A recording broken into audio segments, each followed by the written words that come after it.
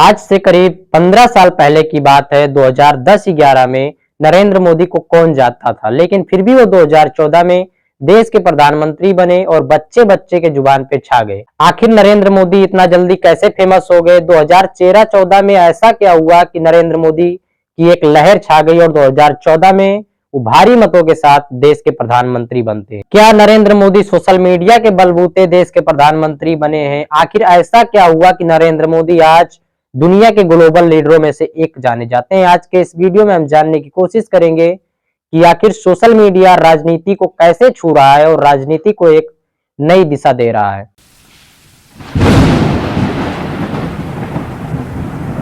बात 2009 की है, जब देश में लोकसभा चुनाव होते हैं, आम चुनाव होते हैं और बीजेपी पूरी तरीके से हारती है और एक बार फिर से देश के अंदर कांग्रेस की सरकार बनती है। कांग्रेस की अगुवाई में मनमोहन सिंह देश के प्रधानमंत्री बनते हैं। बीजेपी की सारी टॉप लीडरशिप कंफ्यूज थी कि आखिर कहां ऐसी गड़बड़ी हुई कि हम 2009 का चुनाव पूरी तरीके से हार गए और देश में कांग्रेस की सरकार बन गई। पार्टी के अंदर एक बड़ा सवाल खड़ा होने लगा कि आखिर आने वाला 2014 का लोकसभा चुनाव हम कैसे जीतेंगे और ऐसा कौन सा नेता है जो पूरे देश में एक वेव ला सकता है और बीजेपी को एक फिर से नई पोजीशन पे ला सकता है। बीजेपी और आरएसएस की तमाम बैठकें हुई और तमाम बैठकों में ये निर्देश दिया गया कि बीजेपी और आरएसएस के अंदर एक ऐसा चेहरा लाया जाए जो पूरे देश में चल के प्रचार कर सके, प्रसार कर सके और 2014 के लिए एक भावी प्रधानमंत्री कैंडिडेट हो। बीजेपी में उस समय तमाम बैठकें हुई। बीजेपी और आरएसएस ने एक संयुक्त बैठक किया और उसमें तमाम लीडरों के नाम ऊपर आ रहे थे, जैसे उस समय सुषमा स्वराज, अरुण जेटली, राजनाथ सिंह, वेंकैया नायडू जैसे लोगों का नाम आगे किया गया। लेकिन इनमें वो काबिलियत नहीं थी जो पूरे देश में एक वेव ला सके और बीजेपी को एक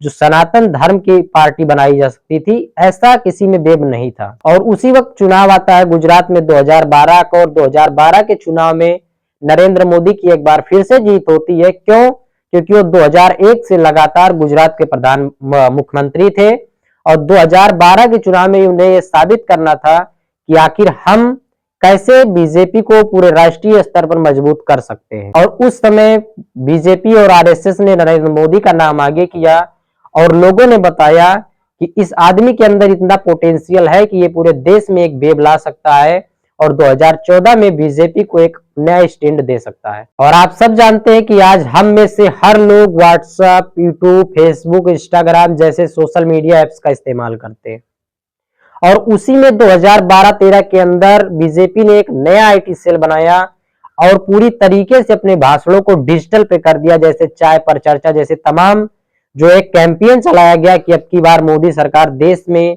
नई नई तरीके की कैंपेन चालू हुई और डिजिटल मीडिया के थ्रू पहली बार देश में चुनाव लड़ा गया और पहली बार नरेंद्र मोदी की सरकार पूरे देश में बनी और जो डिजिटल का एक जमाना था वो डिजिटल आ गया। आज हमारे यहाँ देश की सरकारें, देश के जितने भी विभाग हैं वो ट्विटर पर टिके हुए हैं, फेसबुक पर टिके हुए हैं, इंस्टाग्राम पर टिके हुए हैं, यूट्यूब के जरिए लोगों की रैलियां निकाली जा रही हैं। यूट्यूब के थ्रू लोग मन की बात को अपने तक पहुंचाते हैं, जनता तक पहुंचाते हैं। मतलब जो सोशल मीडिया है एक जरिया बन गया है जनता से जुड़ने के लिए और जनता के बातों को सुनने और कहने के लिए। अभी आप देखिए कई बार चाय पर चर्चा और नरेंद्र मोदी की मन की बात को जो कॉन्फ्रेंसिंग की जाती है वो यूट्यूब के थ्रू की जाती है और पूरे देश दुनिया में मन की बात को प्रमोट किया जाता है। सवाल ये नहीं है कि सवाल डिजिटल पे, सवाल ये है कि कई बार अफवाहों के जरिए भी सरकारें इधर से उधर हो जाती हैं और आपने देखा होगा कि एक ट्विटर से कई लोगों में हड़कंप मच जाता है। अभी बिहार का चुनाव चल रहा है, बिहार विधानसभा चुनाव 2025 में कई लोग ट्विटर के सहारे टिके हुए हैं और ट्विटर के जरिए ही राजनीति कर रहे हैं।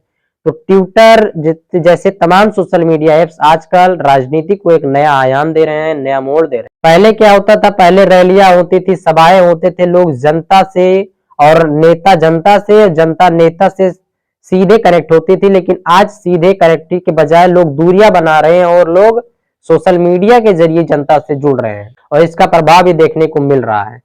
आज के वीडियो में इतना ही, मिलेंगे फिर किसी नेक्स्ट वीडियो में नई जानकारी के साथ। तब तक के लिए शुक्रिया।